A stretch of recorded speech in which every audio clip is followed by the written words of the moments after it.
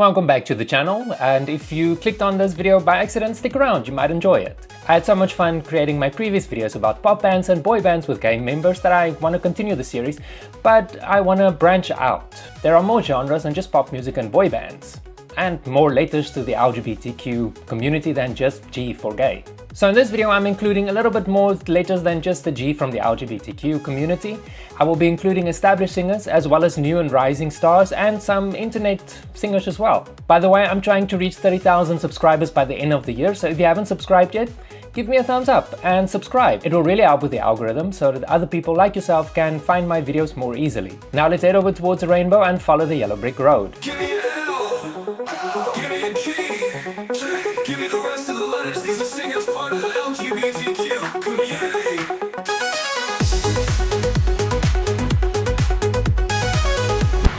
I like your bubble, even the stubble. Sebastian Castro is an actor and singer who found fame as a YouTube content creator. See, I told you I'm gonna start including internet singers as well. He gained widespread recognition for his viral gay song and equally gay music video, Bubble, which garnered over 3 million views and brought him fame, especially in Southeast Asia where he's built up a sizable following. It's a video na pinalabas. This is my... You wowed the Filipinos here. This was my video after 10 years in the making. I was really, for 10 years, that song has been my baby. The single, Bubble, also served as his official coming out, and when asked in an interview why he chose this particular way to come out, he responded, "I know there are lots of people out there that are scared to be themselves." Castro isn't just talking about things he doesn't understand. When he came out to his parents at the age of 17, the Jehovah's Witness couple disowned him and his father made it very clear that Castro was no longer his son and that he never wanted to see him again.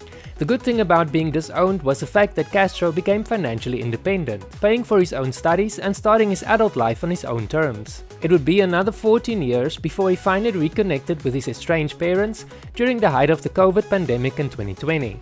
There's a fine, fine line in the horny mind. Although he's an American YouTuber, Castro's career took off in Southeast Asia where he's appeared in several TV shows and movies over the years.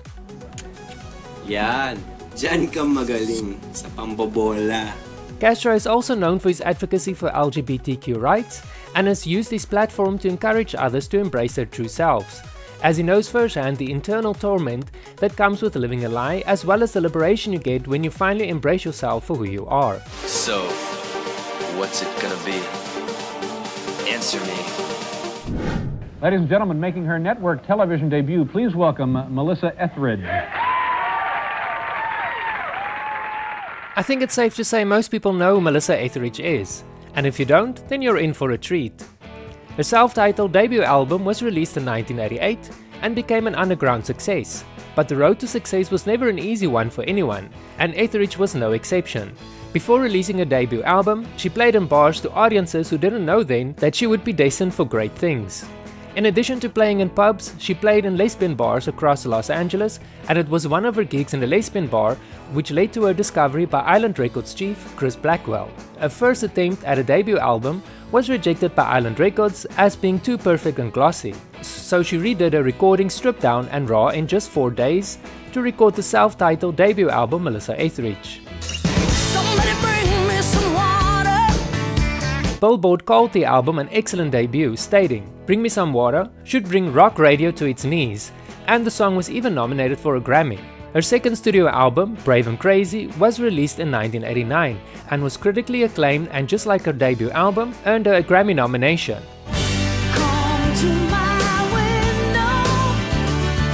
In 1993, she came out at the Triangle Ball, a homosexual-themed celebration of President Bill Clinton's first inauguration.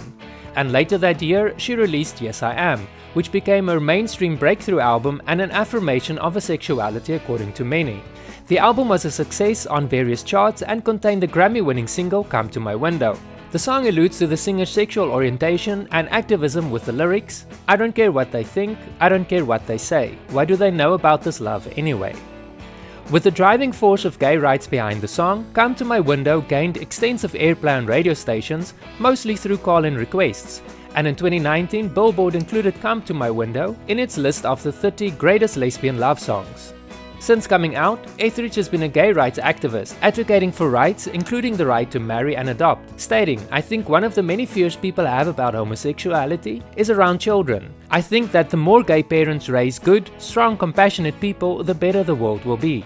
And then you were the brave one to come out first, so good for you. You know. Yeah.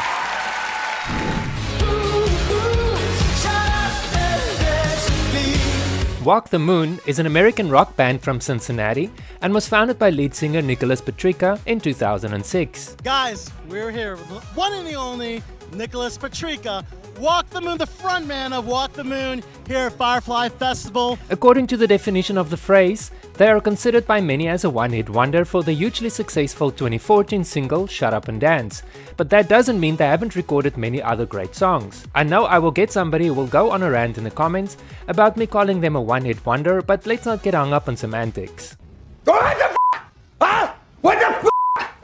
The group independently released a debut album called I Want in 2010, and it was a moderate success, with the lead single Anna Sun receiving airplay on various radio stations, leading to them being signed by RCA Records in 2011.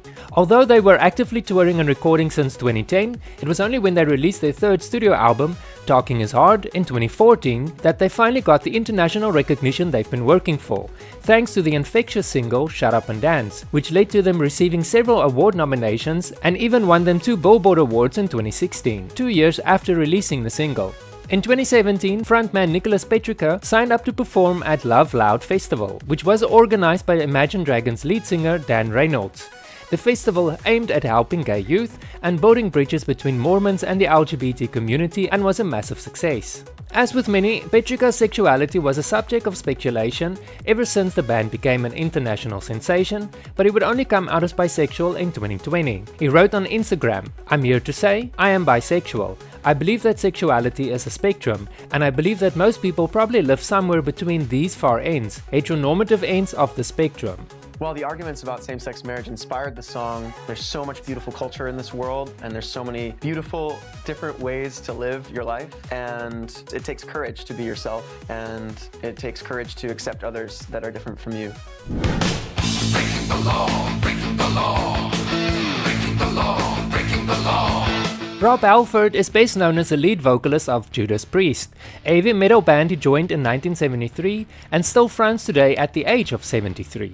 Judas Priest has sold over 50 million albums and are frequently ranked as one of the greatest metal bands of all time, and are considered the main band to influence various heavy metal subgenres, including speed metal, thrash metal, power metal, as well as the hard rock and glam rock metal scene of the 1980s. In 1974, Halford made his debut on the band's first album, Rock-A-Rolla. The album was released to very little reception, selling only a few thousand copies according to the band. Because the album flopped, the band found themselves in dire financial straits. Their next album, Sad Wings of Destiny, was produced on a tight budget. The band members limited themselves to only one meal a day in order to have enough finances to record the album.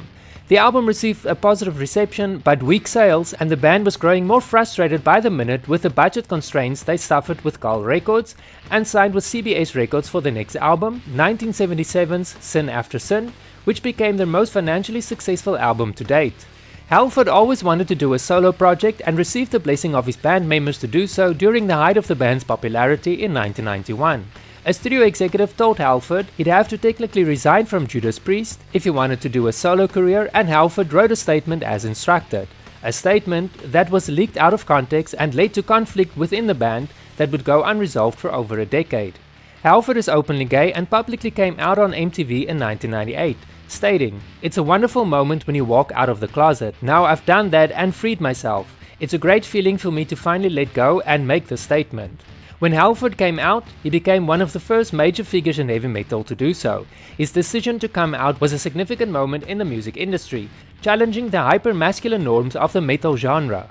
Since coming out, Halford has been a vocal advocate for LGBTQ rights, using his platform to support and guide fellow LGBTQ musicians. His openness about his sexuality and his efforts to promote acceptance and equality has made him a role model and an influential figure in the fight for LGBTQ rights. Off the, I was going to say off the lace and flowery collar. Oh, by the way, I'm gay. Off the puffy shirt. So yeah, it was just a looking back, it was just a wonderful opportunity to really kick down the door on MTV. Thank you so much for watching this video. If you enjoyed it, remember to give me a thumbs up, and a subscription will be nice if you're at it. You can also check out the other videos in the series where I check out boy bands with gay members and pop bands with gay members. A link will be popping up on your screen. Thank you very much, and I'll see you in the next video. Give me an L, give me a G, give me the rest of the letters. These are singers part of the LGBTQ community.